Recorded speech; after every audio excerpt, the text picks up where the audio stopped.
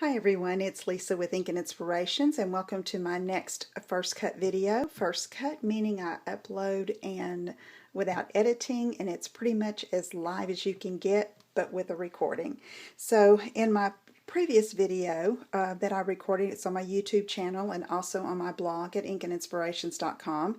I created this little box from a 3x6 piece of designer paper, and I promised that I would show this easy technique to Stampin' color these flowers. So my thinking here was was going to watercolor with my blender pen, but I didn't want the harshness of black ink on these little floral images from the Cottage Greeting set.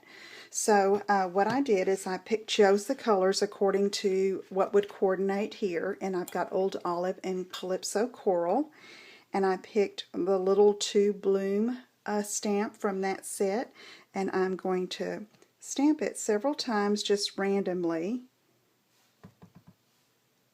onto this 1-inch Very Vanilla circle.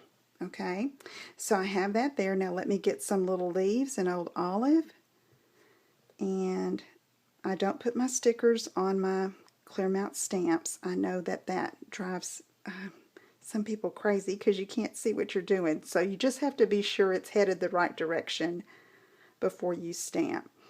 And I'm stamping, I know that little point there is the tip of the leaf, the end, the little spine.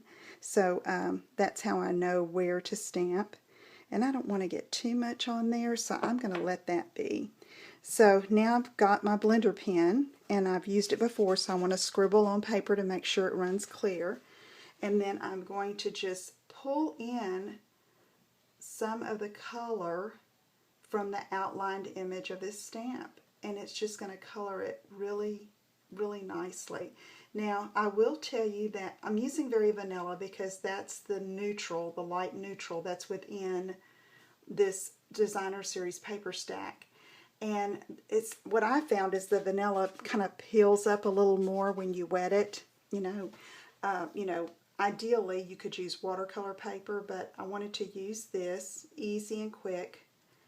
And Whisper White does a little bit better, but I wanted to coordinate with the Designer Series paper stack. So if I don't try to pull in too much color, just give it a shade of the color within the blossoms and the leaves, it'll work just nicely.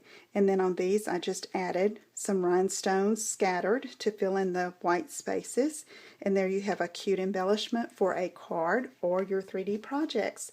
Thanks so much for joining me, and if you enjoyed the video, please give it the thumbs up, and if you have questions, let me know. Lisa at inkandinspirations.com, or leave a comment below. Take care. Bye-bye.